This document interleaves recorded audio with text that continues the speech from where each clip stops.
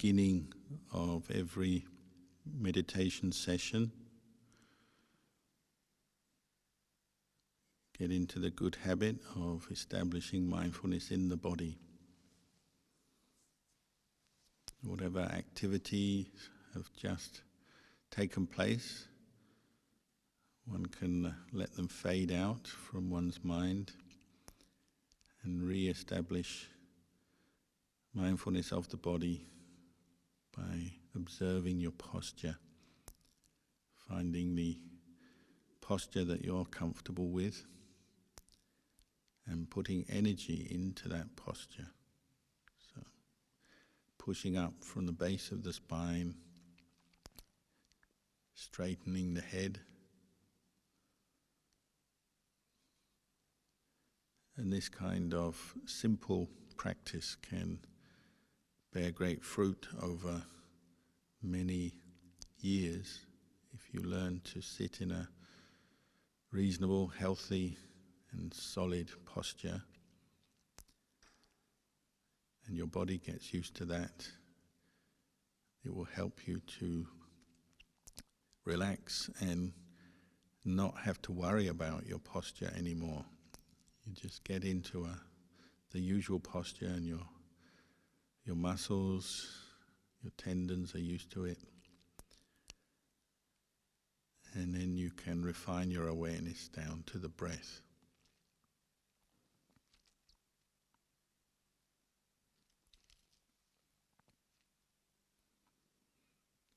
And last night was the full moon here. Some of you are probably still in the night time. You might be able to see the full moon, or have seen it. So it's one of the Buddha's most famous similes for the mind emerging from the influence of unwholesome mental states. Just as the moon, the full moon, emerges from the clouds, and its true greatness and luminosity is seen where formerly it was obscured by the clouds.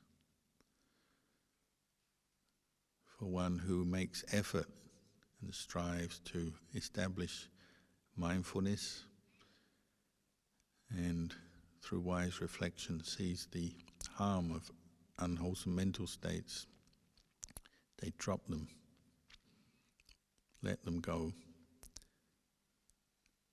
and maintain awareness on the breath, for example.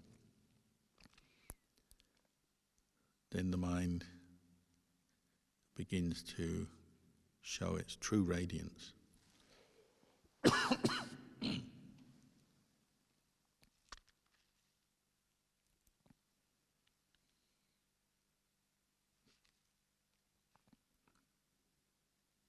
The illuminating effect of the Dhamma, the truth, something we constantly refer to. And this is, in a modern way, you could say, good mental health. Bringing up the qualities of mindfulness, sati, clear comprehension, sampajanya, and wisdom, wise reflection.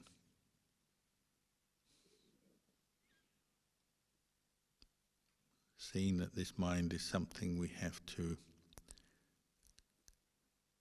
train, develop, look after.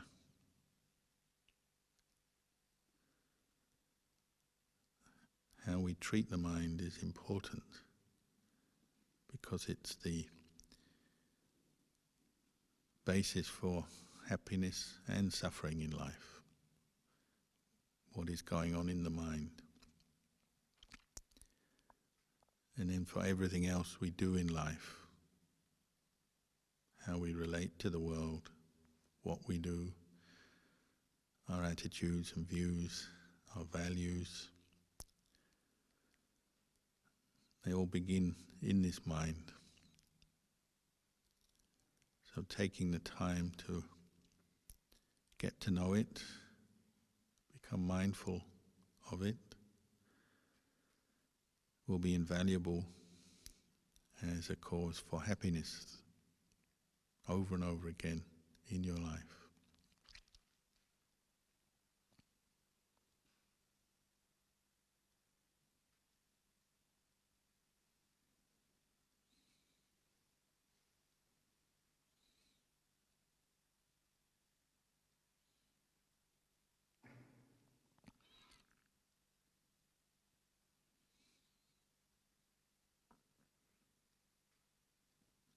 And when we use a meditation object such as the breath as the basis for practicing mindfulness, bringing the mind to observe the sensation, to know the sensation of the in-breath and the out-breath.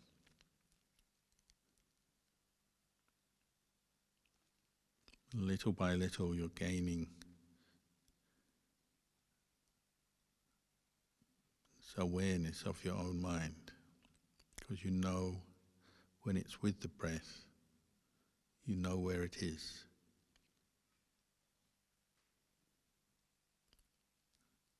If there's something not right, then you'll know that.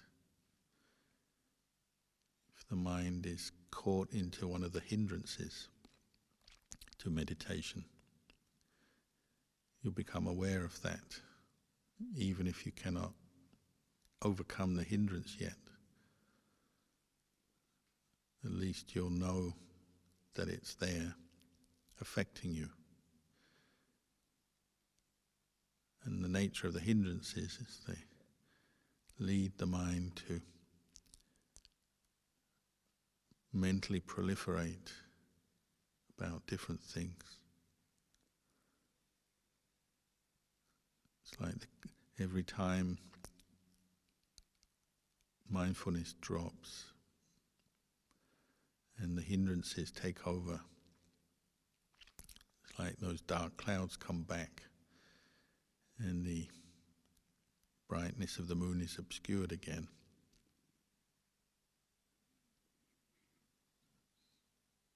But this practice or process of training the mind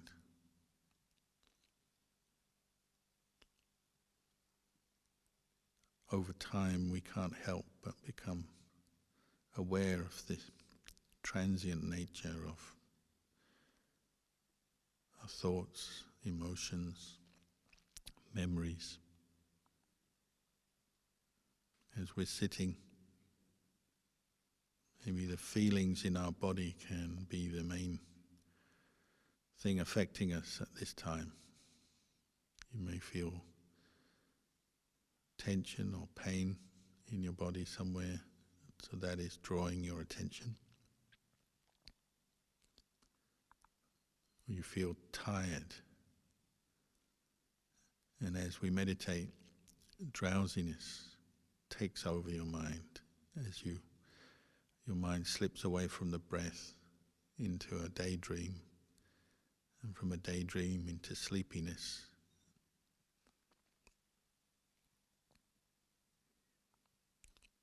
Or maybe you feel quite energetic, but that energy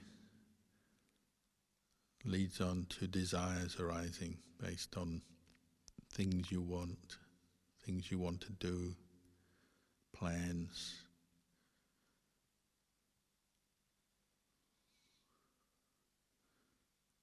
So one of the daily tasks and repeated tasks we have to do as a meditator is bringing the awareness back to the object, the breath, and letting go of whichever of the 5 hindrances is coming up at that time. And we can't just do it by forcing the mind to stay with the breath. That's one reaction to different states of distraction taking over the mind in our frustration, we try to squash the mind onto the breath, maybe to the area, the tip of the nose or the forehead. And then we experience some physical and mental tension. Maybe even a headache arises. And we can't sustain that effort because it's based on willpower, trying to force the mind with desire to crush the mental hindrances.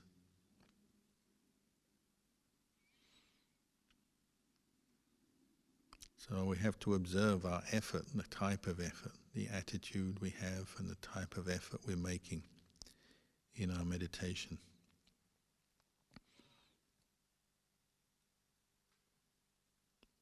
So from the text there's one good simile, the one of the leaf floating on water.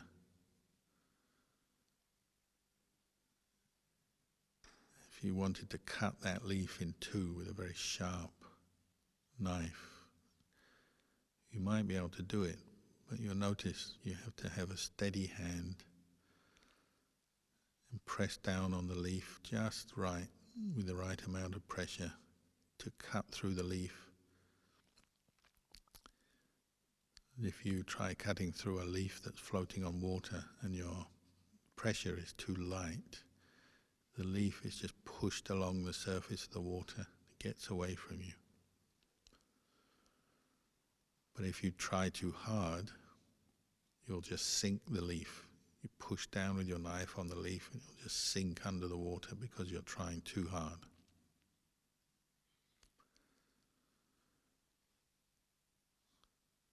So right effort in the training of the mind on every level, in every aspect. We're learning to find that amount of effort that is just right.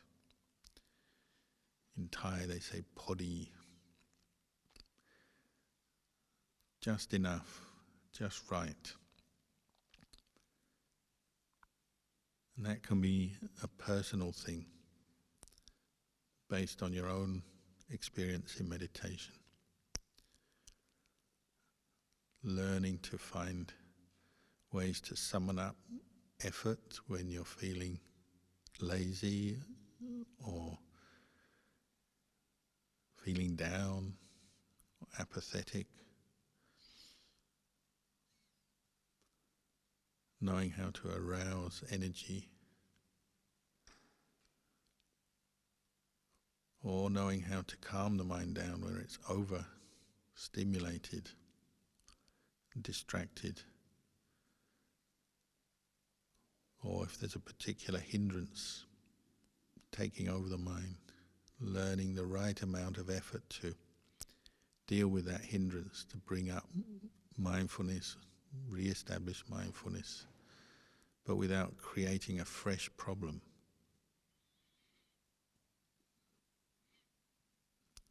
In the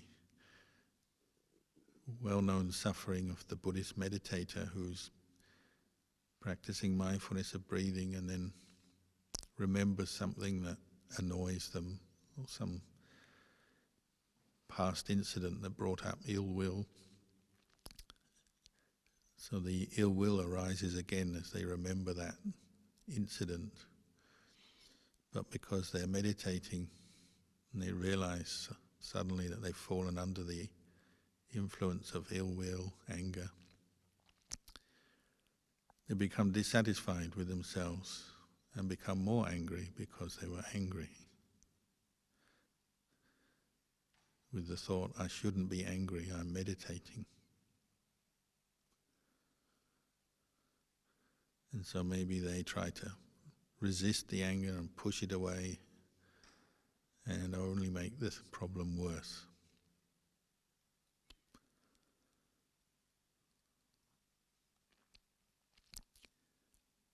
So as we meditate, we also have to use some wisdom. we have the basic instructions to establish mindfulness on the breath, clear comprehension, all-round awareness, knowing the breath and knowing why you're focusing on the breath, what you're aiming to do, knowing your posture. But as hindrances come up, they're so tricky and we're so familiar with them that we're used to them, that we've allowed them to come into our mind and take over the mind so many times that it's quite easy for them just to slip in, and suddenly we find ourselves desiring something, averse to something, drowsy, worried and agitated over something, or just doubting our own efforts and our own practice. And we're back to square one. So through observing ourselves and getting to know our habits of mind and recognizing different problems as they arise in the meditation, and sometimes we have to employ useful methods, wise strategies to deal with the hindrances. And willpower is one of them.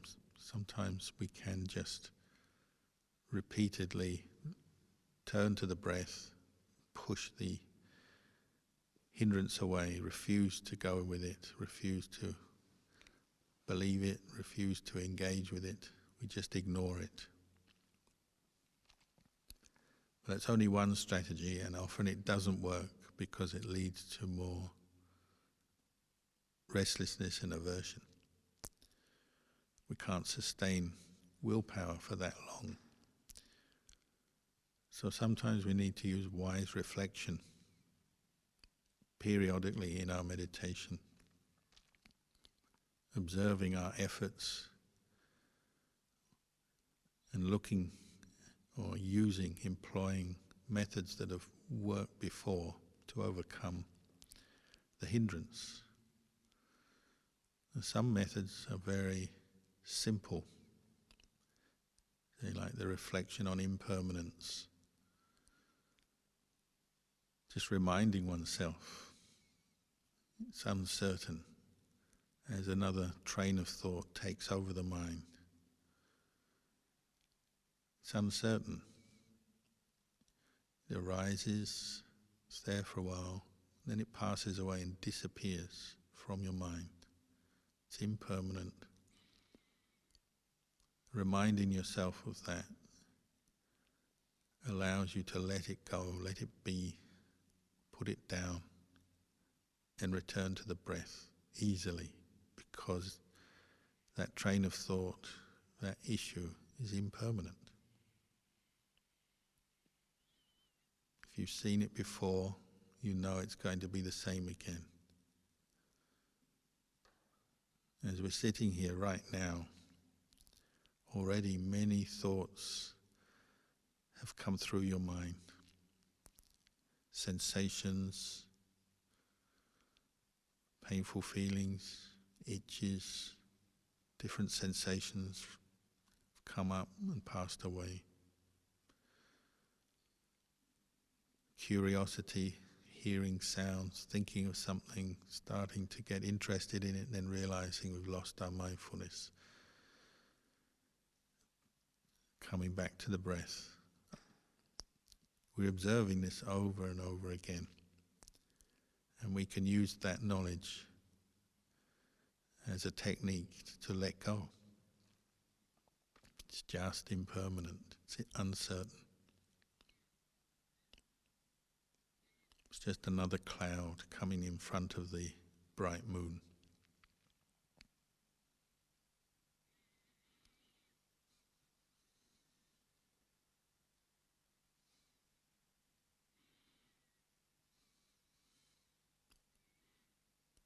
Even when we have a very strong issue impacting on our mind, a memory that is charged with emotion, a worry, an anxiety, some irritation, some obsessive desire, whatever it may be, however much it takes over the mind and takes you off like a speeding vehicle, away from the breath, lost in your thoughts. At any moment that you re-establish some awareness, even though these thoughts and that mood is still running its course, you can just bring up that perception of impermanence. Just interrupt your own thinking and what's going on. Just briefly remind yourself, this is impermanent, this will pass. And if it's really speeding along, thinking endlessly about some issue, just keep following along. Asking yourself, when will this end? When will the energy of this particular mental state end? When will it have run its course? And just keep watching, remembering some issue that really bothers you. How long will it last? 30 seconds? 1 minute? 5 minutes? 15 minutes? Sooner or later it will pass.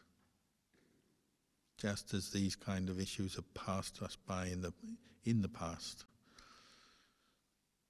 We've all been lost in our thoughts, the restless mind in the past.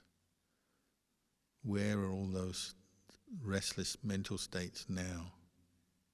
They arose and they passed away.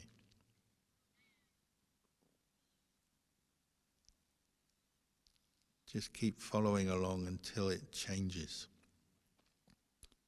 The train of thought, the story passes. It ends.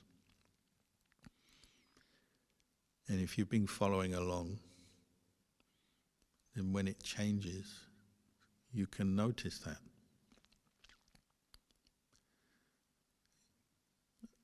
A little bit of mindfulness and wisdom has arisen as you say, this is past, this is finished. I was thinking about that issue, it seems so important, it's bothering me, maybe even accompanied by certain feelings and emotions. Well, now it's stopped. The mind maybe returns to the breath, lets go, calms down again.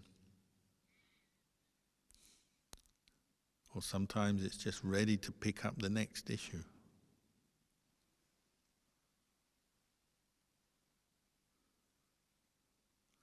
But see if you can maintain that awareness in the middle of your experience, anchoring it to the breath, pulling the mind back to the breath, and use wisdom to teach yourself to let go. You can talk to yourself sometimes. Where are you going to go next, mind? How long is this thought going to last? Even with sleepiness, which is a big problem, because we're so used to stimulation, when we remove the stimulation, the mind tends to turn off like a computer, goes into hibernation.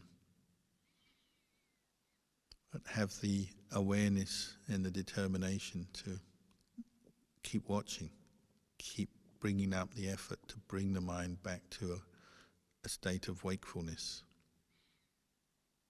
Keep putting effort into the posture. Open your eyes, let the light in if that helps. Recite a mantra, Buddho, Buddho, Buddho, Buddho, Buddho, recite it really fast so the mind can't drop into sleepiness.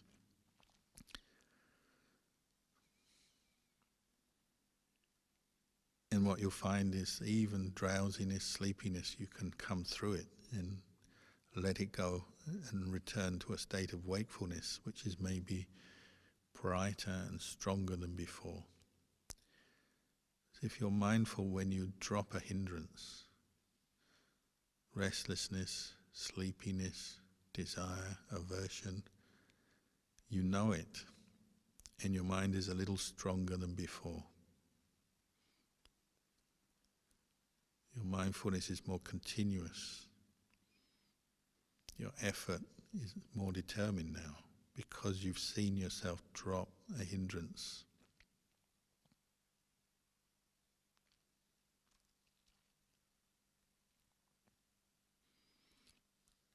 So practicing often like this, even though there are many losses and difficulties as we're meditating, there'll also be these moments of victory where you know you've let something go. Maybe a moment of relief, even joy can arise, but at least the knowledge that that state of mind was impermanent, that experience was transient, and you're ready to face more of those with this wisdom that you're accumulating,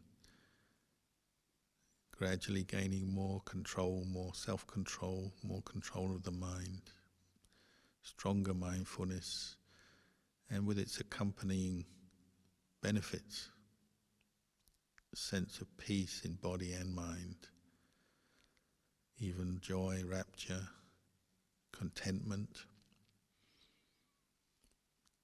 As the meditation becomes more enjoyable, because you literally feel better as you're putting effort into establishing mindfulness, can even be enjoyable contemplating letting go of hindrances, seeing them as impermanent, passing mental states that are not to be held on to because they just lead the mind to confusion, proliferation, and no real wisdom or understanding. It becomes enjoyable to drop them, let them go, and the breath becomes more of an ally, a refuge, a friend, and we're happier to stay with the breath than to go with those hindrances.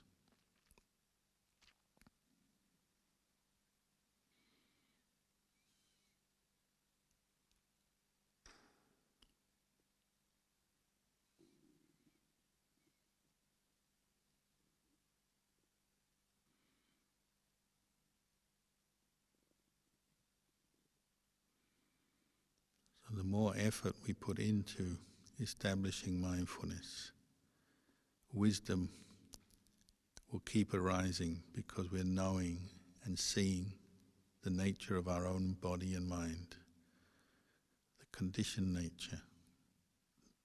One thing arises dependent on another. If we give what we call unwise attention to an object, then it will grab hold of our mind.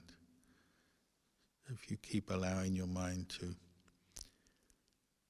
get caught up in, say, the negative aspects of a memory or a train of thought, some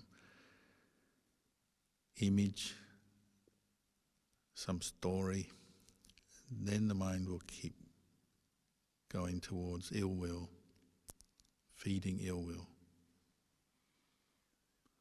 If we keep bringing up mindfulness and wisdom and seeing that as impermanent, as suffering, we can also experience not self. Because what is impermanent and suffering is clearly not a self that you can control. It's just a condition of mind that can be let go of. So developing mindfulness and wisdom helps you to see impermanence, helps you to look at your own mental experience or physical experience as impermanent, unsatisfactory, not self, not to be grasped at, not to be clung to. And you're training yourself in letting go.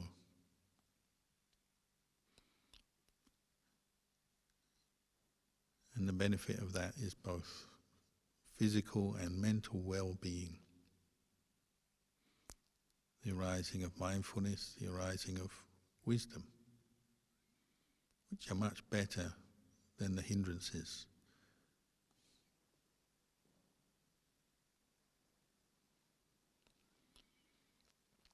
So we can carry on meditating for the next period until you hear the sound of the bell.